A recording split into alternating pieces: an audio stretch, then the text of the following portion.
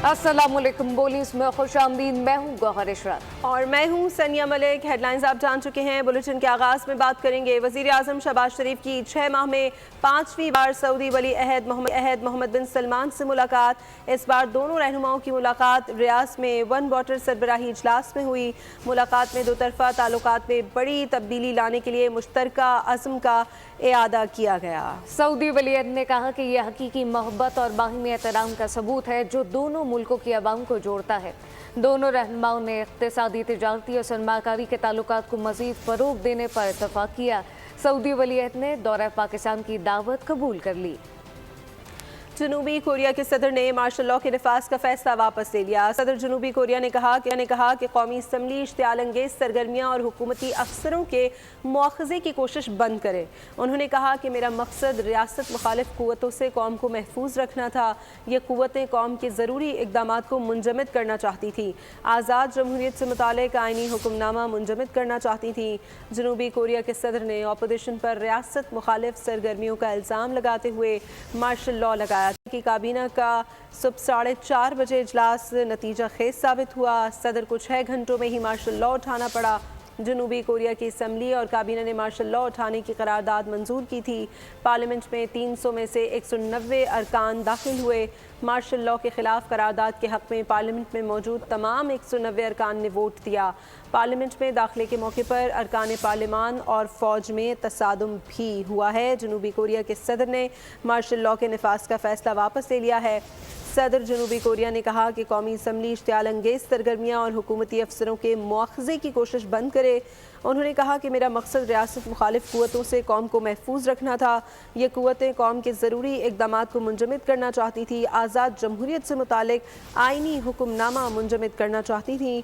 जनूबी कोरिया के सदर ने अपोजिशन पर रियासत मुखालिफ सरगर्मियों का इल्ज़ाम लगाते हुए मार्शल लॉ लगाया था। जनूबी कोरिया की काबीना का सुबह 4:30 बजे इजलास नतीजा खेज साबित हुआ। सदर को 6 घंटों में ही मार्शल लॉ उठाना पड़ा। जनूबी कोरिया की असम्बली और काबीना ने मार्शल लॉ उठाने की करारदाद मंजूर की थी। पार्लियामेंट में 300 में से 190 अरकान दाखिल हुए। मौसम की बात करेंगे। मुल्क के बेशतर इलाकों में आज मौसम खुश्क और सर्द रहने का इम्कान है, जबकि शुमाली इलाकों में मौसम शदीद सर्द रहने का इम्कान जाहिर किया गया।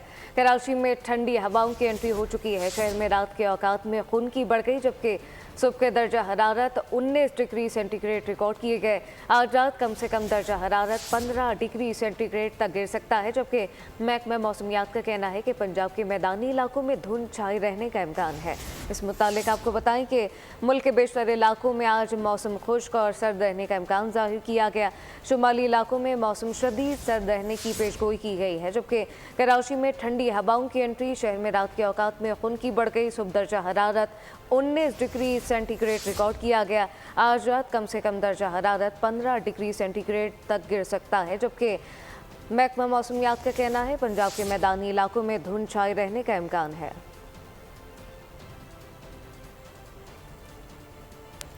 वज़ीर आला पंजाब ने तहरीक इंसाफ को दहशतगर्द गिरोह करार दे दिया। सुथरा पंजाब की इफ्तिताही तकरीब से खिताब में मरीम नवाज ने कहा कि मुल्क से सियासी कचरा भी साफ करना पड़ेगा। दहशतगर्द गिरोह ख़त्म हो जाना चाहिए, फिर पाकिस्तान आगे बढ़ेगा। एहतजाज के दौरान 170 से ज़ायद एहलकारों की हड्डियाँ टूटी।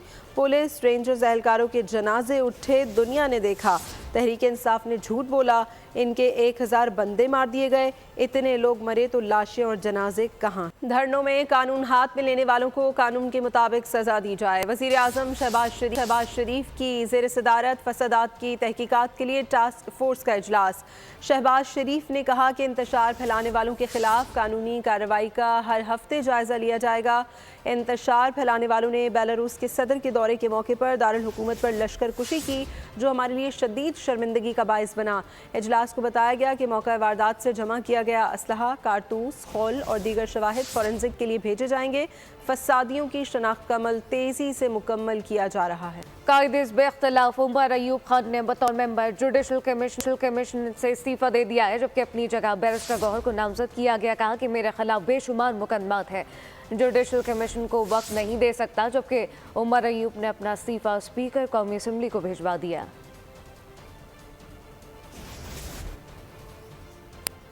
बानी पीटीआई का ट्विटर अकाउंट मुनज़्ज़म प्रोपेगेंडे के लिए इस्तेमाल किया जा रहा है। बानी खुद ट्विटर हैंडल नहीं चला रहे।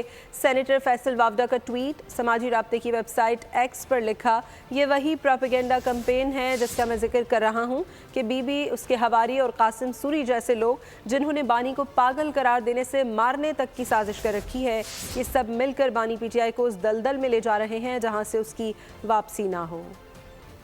Army chief general Syed Asim Munir का कहना है कि मुसल्लह अफवाज और मातरे वतन की सलामियत और खुद मुख्तारी की हिफाजत की मुकम्मल सलाहियत रखते हैं। कौम की हिमायत से अफवाज मुल्क के खिलाफ हर साजिश नाकाम बना देगी। Army chief general Syed Asim Munir ने नारोवाल और सियालकोट में अगले मोर्चों का दौरा किया। इस मौके पर हरबी सलाहियतों का शानदार मुजाहरा किया गया।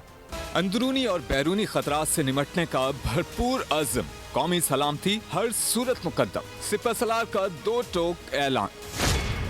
Army chief general Syed Asim Munir ने नारोवाल और सियालकोट में अगले मोर्चों का दौरा किया। इस मौके पर हरबी सलाहियतों का शानदार मुजाहरा किया गया। फील्ड में मौजूद armour, infantry, artillery, air defence, aviation और गाइडेड मिसाइल यूनिट्स ने भरपूर सलाहियतों के जौहर दिखाए। आर्मी चीफ ने पूरा दिन फौजियों के साथ मैदान में गुजारा। अफसरों और जवानों से खिताब में जनरल सैयद आसिम मुनीर का कहना था कि मुसल्लह अफवाज कौम की पुरअज़म हिमायत के साथ तमाम खतरात से निमटने की सलाहियत रखती हैं और हम हर साजिश को नाकाम बना देंगे। चीफ ऑफ आर्मी स्टाफ का कहना था कि कौमी हिमायत से मादरे वतन की इलाकाई सालमियत और खुद मुख्तारी की हिफाजत करने की सलाहियत रखते हैं। आर्मी चीफ ने दुश्मन की तरफ से किसी भी मुमकिन खतरात का मुकाबला करने के लिए मुस्तकिल तैयारी को बरकरार रखने की अहमियत पर जोर दिया। अस्करी तर्जुमान के मुताबिक मश्क का मकसद पेशावराना मुहारतों और मैदान जंग के चैलेंजेस से निमटने की हिकमत अमली को बेहतर बनाना था। और अब ये जानिए हुकूमत का नेक्टा और सूबों के दरमियान रवाबित को बेहतर बनाने का फैसला। बलूचिस्तान और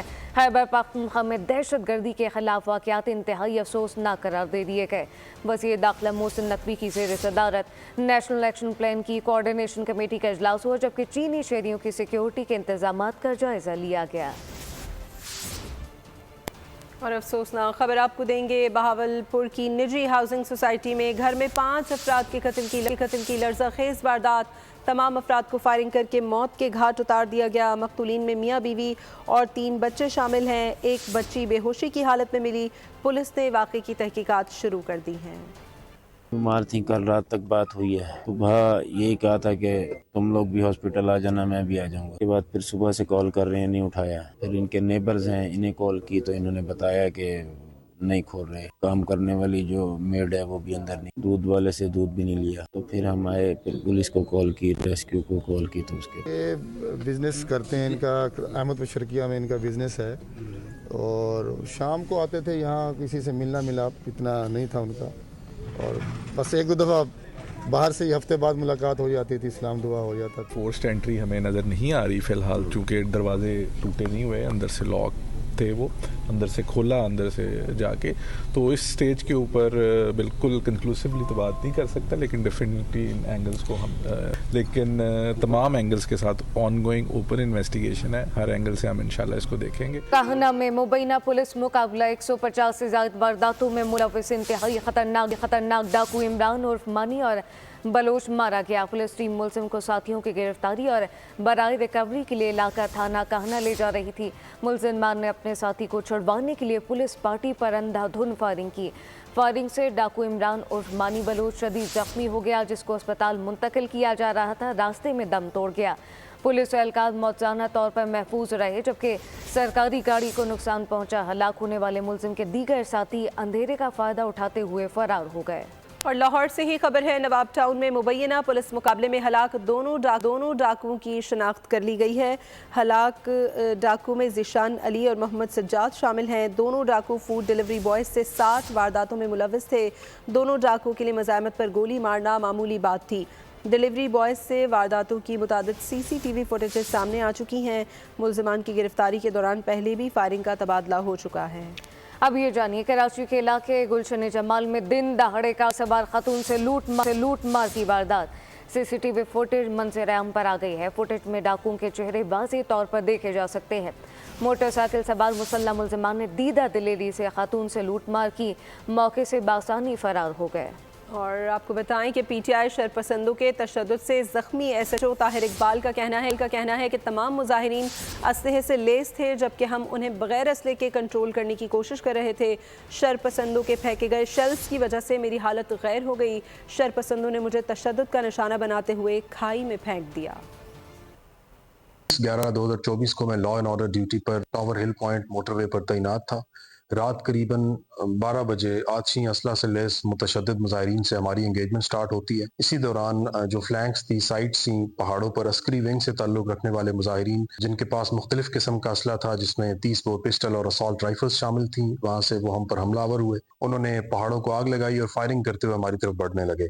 आग और मुजाहिरीन की तरफ से फेंके गए शेल्स की वजह से मेरी हालत गैर हो गई और पुरतशद्दुद मुजाहिरीन ने मुझे घेर लिया और तशद्दुद करते हुए मुझे खाई में गिरा दिया, जिससे मेरा बाजू फ्रैक्चर हुआ, मेरे मसल्स रप्चर हुए और मुझे जिस्म के मुख्तलिफ हिस्सों पर चोटें आईं।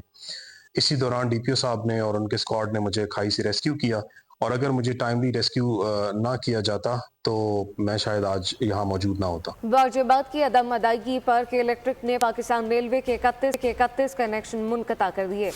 बग़ैर अदायगी के इलेक्ट्रिक की फराहमी जारी रखना के इलेक्ट्रिक के लिए मुमकिन नहीं। तर्जुमान के इलेक्ट्रिक के मुताबिक पाकिस्तान रेलवे पर 31 कनेक्शन के 43 करोड़ रुपए के बकाया जात हैं, जिनकी अदायगी नहीं की गई।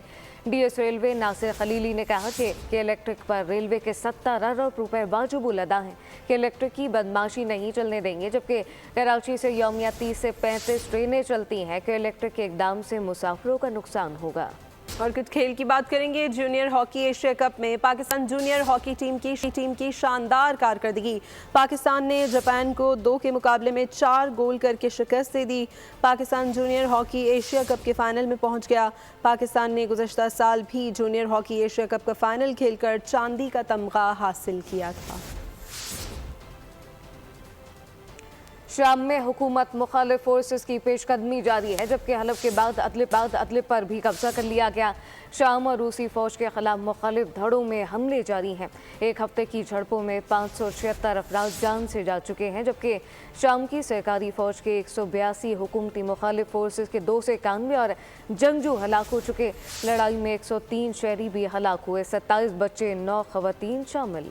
और आपको बताएं कि हसीन शहजादी की सहरंगेज दास्तान हॉलीवुड मूवी स्नो वाइट का ट्रेलर जारी कर दिया गया है। फिल्म 21 मार्च को रिलीज होगी। न्यूज़ बुलेटिन से फिलवक्त इतना ही। मज़ीद खबरों और अपडेट्स के लिए विजिट कीजिए हमारी वेबसाइट bolnews.com और देखते रहिए बोल न्यूज़। सब्सक्राइब करें और बेल दबाएं ताकि कोई खबर रह न जाए।